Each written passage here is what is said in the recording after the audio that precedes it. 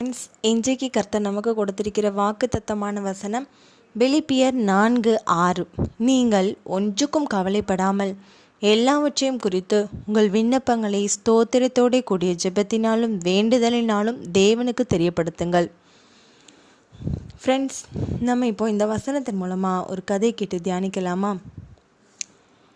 சோனா ரொம்பவே பணம் வசதி வாய்ப்பு படைத்த ஒரு நல்ல ஒரு பெண்மணி தான்.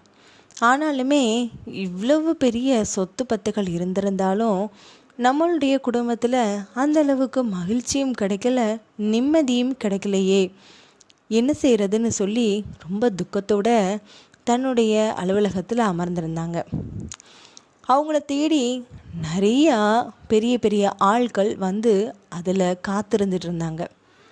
அதை பற்றி இவங்கக்கிட்ட சொல்லலாமான்னு சொல்லி அவங்களுடைய அசிஸ்டண்ட் பார்த்தாரு. ஆனால் சோனா ரொம்ப கவலையோடையும் மனசோர்வோடையும் உட்கார்ந்துருக்கதை பார்த்துட்டு இவங்கள்ட்ட கூப்பிட்டாலும் இவங்க ஒழுங்கான பதில் சொல்ல மாட்டாங்க. தேவையில்லாமல் நாம் போய் உதப்படுற மாதிரி ஆயிட வேண்டான்னு சொல்லி வெளியிலே நின்றுட்டு இருந்தாங்க. சரி, எப்போ தான் அந்த சிந்தனையிலேருந்து வெளியில் வராங்கன்னு பார்ப்போமே அப்படின்னு சொல்லி ரொம்ப நேரம் காத்திருந்ததுக்கப்புறமா சோனா கொஞ்சம் அதிலிருந்து விடுதலையாகி வெளியில் வர ஆரம்பித்தான். அதை பார்த்த அவங்களுடைய அசிஸ்டண்ட் அப்புறம்தான் அவங்கக்கிட்ட வந்து எல்லா விதமான காரியங்களையும் சொன்னாங்க. அப்போ சொன்னா எதுக்கு அவங்கள இவ்வளோ நேரம் காக்க வைக்கணும், முதலே என்கிட்ட சொல்லக்கூடாதா அப்படின்னு கேட்டாங்க. அப்போது சோனாவோட அசிஸ்டண்ட் சொன்னாங்க, இல்லை மேடம், நீங்கள் ஏதோ சிந்தனையில் இருந்தீங்க. இப்போ உங்கள்கிட்ட நான் என்ன சொன்னாலும் உங்களுக்கு அது உங்களுடைய தலைக்குள்ளே போகாதுன்னு எனக்கு தெரிஞ்சிச்சு. தேவையில்லாமல் நானும் வீண் வார்த்தைகளை நீங்கள் என்கிட்ட சொல்லி மனக்காயத்தோடு நான் இருக்கிறதுக்கு அமைதியாகவே இருந்துடலான்னு இவ்வளோ நேரம் காத்திருந்தேன் மேடம் அப்படின்னு சொன்னான். அப்போது சோனாக்கு என்ன இவா எல்லாத்துக்கும் காத்திருக்கிறான்னு சொல்கிறாளே அப்படின்னு சொல்லிட்டு, சரி அவங்களெல்லாம் வர சொல்லுன்னு சொல்லி அவங்களெல்லாம் வந்து அவங்கள்ட்ட எல்லாம் பேசிட்டு தன்னோட அசிஸ்டண்ட்டுக்கிட்ட திரும்ப கூப்பிட்டான். அவங்கள வழி அனுப்பி வச்சுட்டு அசிஸ்டண்ட்டும் அவங்கக்கிட்ட வந்து பேசினாங்க. அப்போது சோனா கேட்டா, ஆமாம், நீ என்ன சொன்ன? நான் உங்ககிட்ட கோபத்தோடு பேசிடுவேங்கிற பயத்தினால அமைதியாக இருந்தியா, இல்லைன்னா நான் வேறு ஏதாவது உன்னுடைய இருதயத்தை காயப்படுத்துகிற மாதிரி பேசுறவன் அமைதியாக இருந்தியான்னு கேட்டாங்க. அப்போது சோனாவோட அசிஸ்டன்ட் சொன்னாங்க, இல்லை மேடம், நான் ஒன்று சொல்கிறேன், நீங்கள் தப்பாக எடுத்துக்க வேண்டாம்.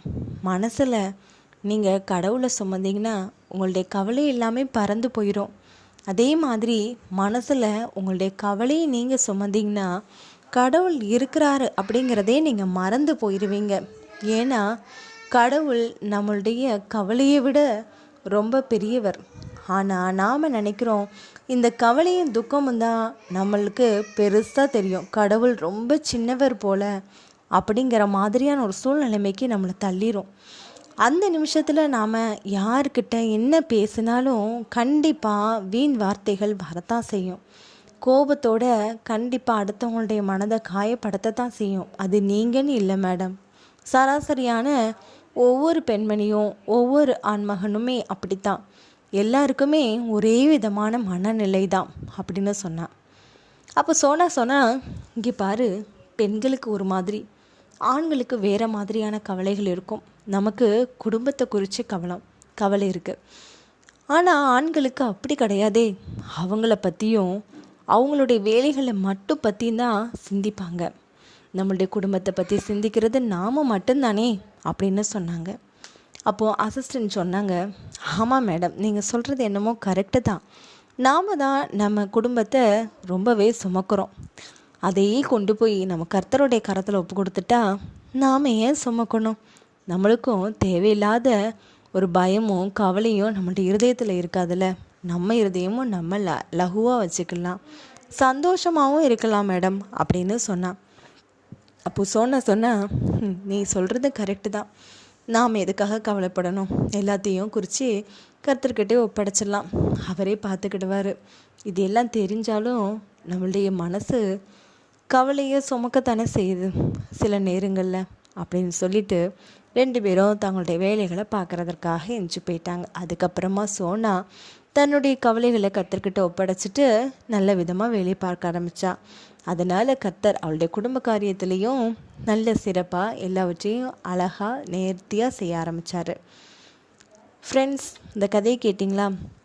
இதே மாதிரி நாமளும் சில சமயம் கடவுள் இருக்காரா இல்லையா, நம்மளுக்கு மட்டும் இவ்வளோ கவலைகளை கொடுக்குறாரு, இவ்வளோ பெரிய துன்பங்களை கொடுக்குறாருன்னு நம்ம நினைப்போம். ஆனால் நாம் அந்த நிமிஷம் கவலையை நாம் சுமக்கிறோன்னு அர்த்தம். அதனால தான் கடவுள் இருக்கிறத நாம் மறந்து போய்ட்றோம்.